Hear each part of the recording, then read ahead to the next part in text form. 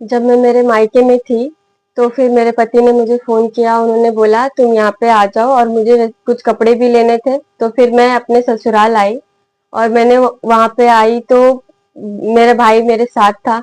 उसने मतलब बेल बजाया और दरवाज़ा खोले मेरे ससुर ने।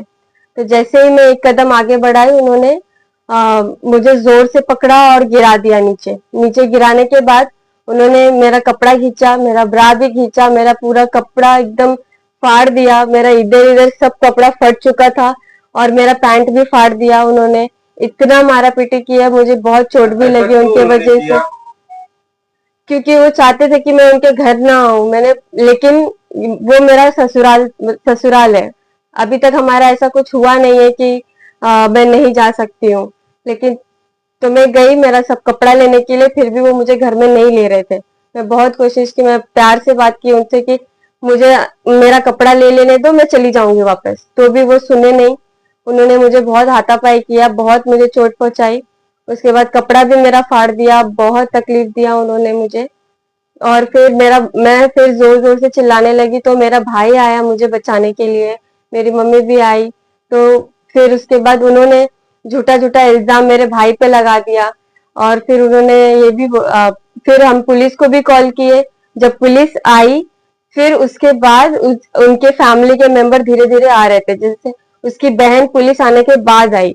फिर भी फिर भी उन्होंने झूठा एलिगेशन मेरे भाई पे भी लगाया, दोनों भाई पे, कि मतलब उन्होंने बहुत कुछ किया, उन्होंने धक्का दिया, उन्होंने इनकी बहन को हाथ लगाया। मैं रिक्वेस्ट करूंगी कि प्लीज सीसीटीवी कैमरा चेक कीजिए उनके बिल्डिंग का, आपको समझ में आ जाएगा कि क्या सच है क्या झूठ है। मैं आसाराम प्रजापति, प्रियंका का पापा बात कर रहा हूँ। मैं शादी.com से शादी के लिए रिश्ता ढूंढा, तो ये बरखूराम प्रजापति के लड़के से शादी का रिश्ता मुझे मिला। रिश्ता मिलने के बाद में तो हम दोनों में बातचीत चालू हुआ। बातचीत चालू होते होते बात फाइनल पे आ गया शादी का। शादी का बात फाइनल पे होने के बाद में जब ये लोग बरखू ने बोला कि आके हमारा फैमिली के लोग सब आपके यहाँ देखेंगे और आप लोग भी आके घर पे देखो, जो भी है अपना बातचीत कर लो। तो बातचीत होते होते जब बातचीत सब पक्का हो गया, शादी का दिन पड़ गया। शादी का दिन पड़ने के बाद में शादी का दिन से जब इसको शादी के पहले मैंने बोला था बरखूराम को कि अगर कुछ चाहिए भाई, कुछ लेन देन है तो बता दो। तो बरखूराम ने बोला कि भाई मुझे ऐसा कोई लेन देन की बात नहीं है। फिर इसके बाद शादी हुआ। शादी के दिन से जब मैंने जितना अपने हैसियत के हिसाब था मैंने किया, जो हो सका मैंने किया। ये सब करने के बाद में तो शादी के दिन जब मैंने उसको खाने के लिए बोला बरखूराम को, तो खाना खाने के लिए इधर उधर इधर गुस्से से इधर घूम रहा उधर घूम रहा, लेकिन उसने सामने से ठीक से जवाब नहीं दिया। फिर अपने मर्जी से जाके खाना खाने के लिए बैठ गया। फिर शादी के 2 दिन के बाद, शादी हो गई, शादी के 2 दिन के बाद बरखूराम मेरे को फोन करता है। करने के बाद बोल रहा है कि ये जो हमारा रिश्ता है, हमारे जैसा कोई रिश्तेदार तुम्हारे रिश्ते में हैसियत वाला है? तो मैं बोला भाई वो तो देखो आप अपने आप को हैसियत वाला समझते हो, ठीक है, जो जितने में है उतने में ठीक है। फिर उसकी तीसरे दिन वापस फोन कर रहा है बरखूराम कि भाई देखो मुझे अपने बिल्डिंग में पार्किंग लेना है, वो पार्किंग का 14 लाख रुपया है, वो 14 लाख रुपया मुझे चाहिए और उसके हिसाब से मैं ले लूंगा तो बच्चे लोगों का लाइफ बड़ा सेटल हो जाएगा। तो मैं बोला देखो भैया मैं पार्किंग का पैसा नहीं दे सकता हूँ, क्योंकि शादी में जितना मेरा कैपेसिटी था उतना मैंने खर्चा किया। खर्चा करने के बाद में मैं इसके ऊपर कुछ नहीं कर सकता हूँ, क्योंकि मेरी अभी पैसे का बजट बिल्कुल बिगड़ा हुआ है। फिर वापस 2 दिन के बाद तब लड़की को उसने टॉर्चर करना चालू किया। कभी कुछ छोटे मोटे बहाने, छोटे मोटे तंज कसना, बात करना, बोलना, मतलब वो इतना प्रेशर वाइज में आ गई कि उसको ये सब बर्दाश्त के बाहर हो गया। तो एक छोटी छोटी बातों में क्या होना, झगड़ा घर में उसके हमेशा चालू रहता था, किटकिट किटकिट होने के बाद में फिर वो मेरे को फोन करने के बाद मैं आया वहां पे। तो बोला ठीक है मैं लेके अभी जाता हूँ। बाद में आने के बाद में फिर समझेंगे वापस, फिर लड़की को थोड़ा सा माइंड चेंज हो जाएगा। और तुम भी थोड़ा सा चेंज हो जाओगे, तुम लोग भी तो अच्छा रहेगा, सब सेटल करके अपना ले लेंगे। फिर लड़की की जब मैं लेके आया, लेके आने के बाद एक विदाई कराने फिर वापस आया नहीं मेरे पास बरखूराम। बरखूराम विदाई कराने नहीं आया। जब मैंने उसको बीच में फोन किया, एक महीना बीत गया, बीतने के बाद मैंने फोन किया, बोला भैया प्रियंका का अभी विदाई कराने के लिए कभी आ रहे हैं? तो बोलता है कि मैं भैया प्रियंका को मैं नहीं लेके आऊंगा, क्योंकि प्रियंका का ऐसा सब बात करने का तेवर है, तो मैं नहीं लेके आऊंगा। मैं बोला भाई बात करने तेवर एक ही तरफ से नहीं जुड़ा है, क्योंकि जब घर में सब लोग एक ही इंसान में जो प्रेशर वाइज करोगे, उसको प्रेशर डालोगे, तो कोई किसी भी दिमाग गर्म हो जाएगा थोड़ा।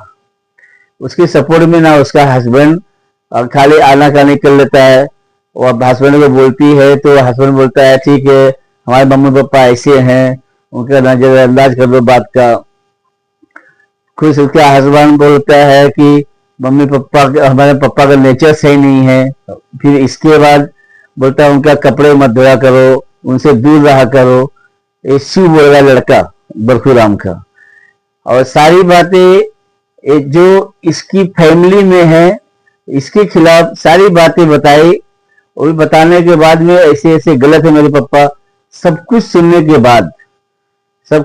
के बाद फिर मेरे मन में ऐसा आया कि प्रियंका को थोड़ा लेके आना ही चाहिए यहाँ पे। जब मैंने लेके आने के बाद जब मैंने फोन किया, फोन करने के बाद मेरे को ये सब चीजें दुनिया भर की बोलने लगा, बोला मेरे घर के लायक नहीं है, ऐसा नहीं है, वैसा नहीं है। फिर वापस मैं गया प्रजापति समाज में बोला समझौता हो जाएगा, थोड़ा बच्चों में हो जाता है, एक घर से दूसरे घर में जाते हैं, एडजस्टमेंट नहीं हो पाता है, कभी कभी उनको यह संभालना पड़ता है।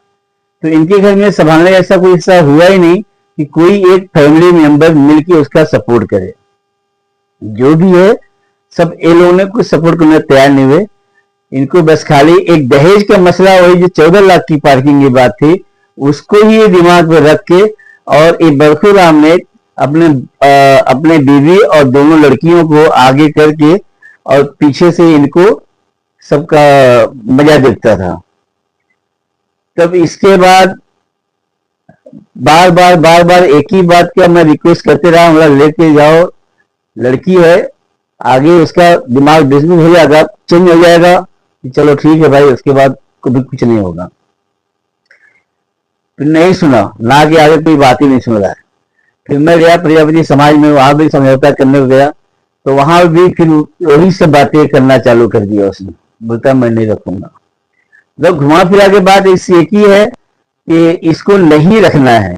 नहीं रखने के रीजन ऐसा है कि ऑलरेडी दूसरी लड़की इसने देख लिया था, इसको छोड़ने के हिसाब से कि मैं उस लड़की शादी कराऊंगा।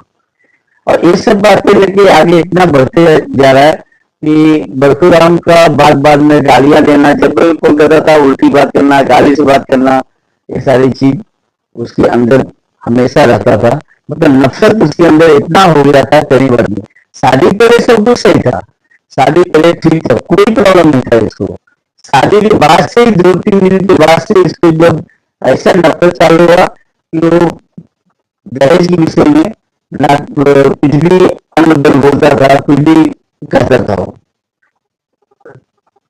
और जो भी कल की घटना हुई है, वो घटने के लिए प्रियंका ने अपने घर से बोली पापा मैं जाती हूँ वहां पे, अभी हमारा तो घर है, वहां पे जाके मैं जैसा हो सकता है कुछ मैं अरेंजमेंट वहां पे करूंगी, अगर वहां पे हो जाएगा सही सेटअप, जाके मैं रहना चालू कर दूँ। प्रियंका उस हिसाब से रहने के हिसाब से गई थी। तो इन लोगों ने